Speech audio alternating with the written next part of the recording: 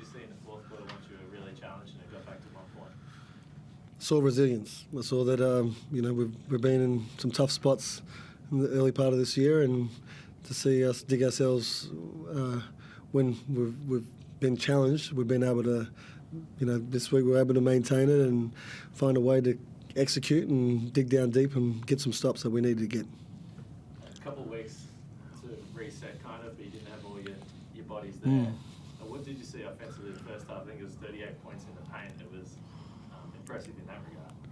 Yeah, well, I think like most teams, you got size and ability to do some different things, and I thought the best way to attack early was to continue to keep the ball hopping and play through this man right here next to me, and he made some good decisions, some good plays, and again kept the floor open, and it opened up a few more open shots, and Drim got going, and so definitely playing a little more patient and moving the ball a little bit more helped.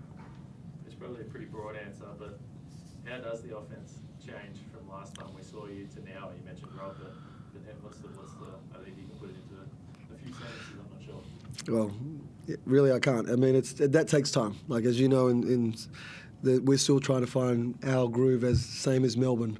So, we're missing players, as is Melbourne. And so when you're two teams trying to still find your identity or continue to build on what you see your vision as being an identity, we're not nowhere near a finished product, and glad that we were able to grind this one out on the road and come away with a win. You mentioned both teams are missing players, but how pleasing was it for you guys? Obviously, all the stuff with Randall that's been coming, but pretty much the first game since he left to produce a performance like that. Very happy. I mean, as I said to the boys, I'm happy for all of yous, for everything that our club has gone through, as is Melbourne. Like, you're just happy to be able to deal with situations and able to stay together and continue to focus on what the task is. And we came here, as every sports team in the NBL came here, to try and be successful, and sometimes that looks different on different days of the week, and continue to build on where we're at and go forward.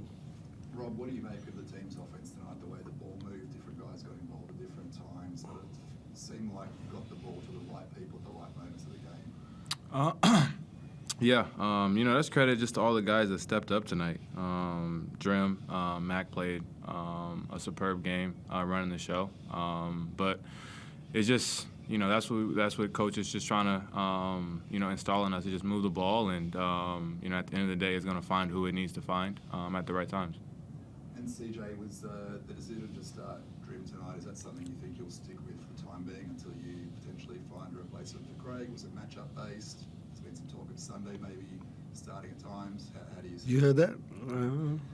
You got more inside information than I, and I thought I coached this team. But no, I think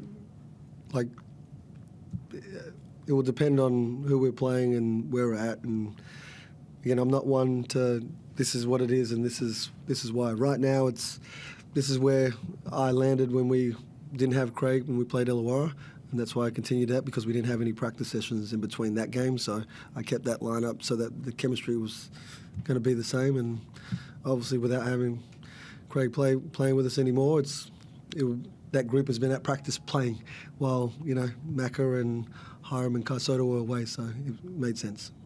What do you make of Mitch McCarron getting booed by a crowd that he helped win a championship for 2 years ago? I don't think anything. I've played on many teams and I've been booed no matter what, and I've won in a lot of those arenas, and so it's part of the game. I think the maturity of Macca and understanding that the boos also mean love.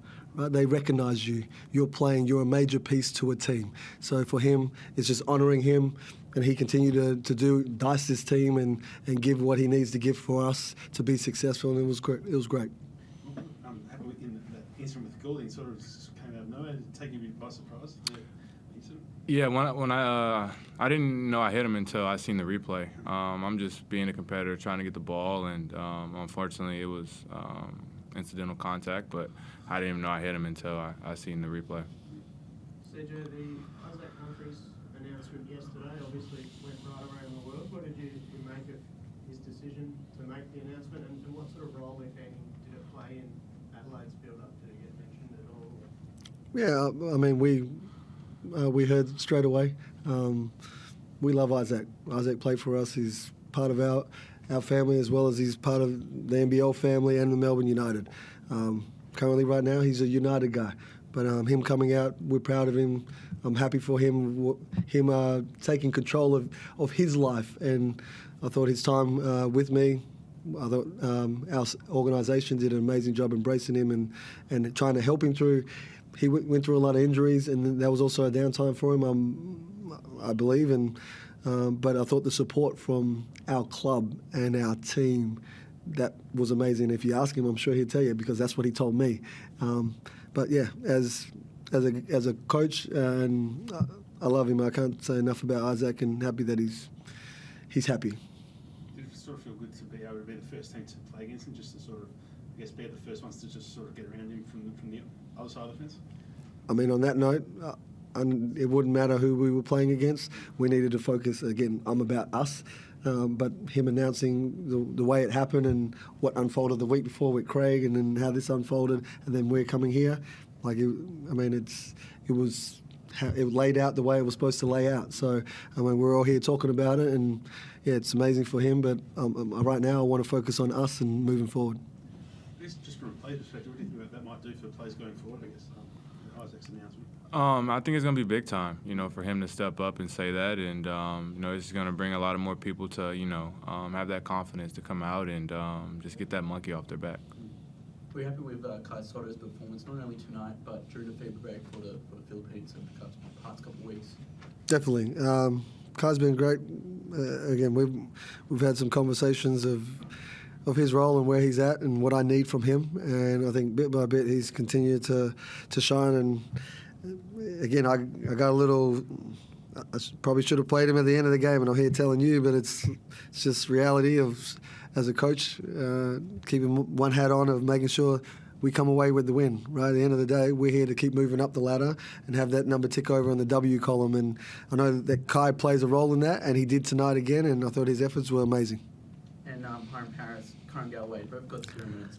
Is it hard to find minutes in the rotation for them at the moment, or? Yeah, I think, Hiram was away, so not practicing with the group and where we were at.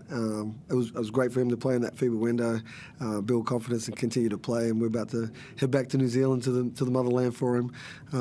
But again, for him and Kyron Galloway, when you have 11 players on your roster, it's always going to be tough, and every coach will tell you the same. So, I feel for him, but as those guys continue to work, they keep building us and helping us move forward. And as you know, if you know anything about us last year, Hiram was starting for us at the end of last season. So while it's tough, it builds resilience, builds toughness, keeps the group pushing forward, as they know they got to look over their shoulder. Because if these guys keep slipping, next man standing, they step up. I'm that coach of, I'll reward you for what you're doing, and you continue to play. And when you get your minutes, produce and perform. Do the scout, pay attention, and deliver. We're good.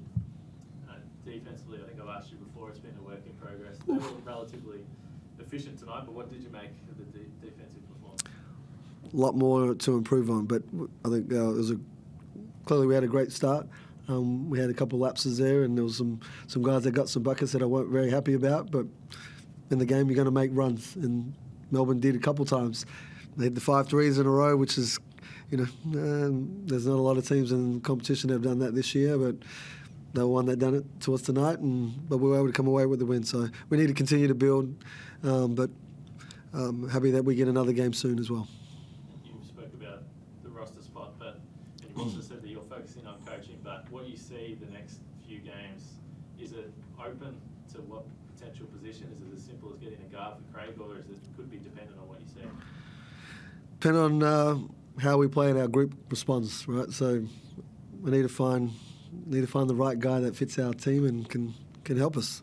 So ultimately, you can look at it many ways, and I know most coaches are from the outside, and the fans, those that love the sport, will continue to do that and dissect it. But you'll hear when I know, and I tell the boys, and our club announces it. Thank you.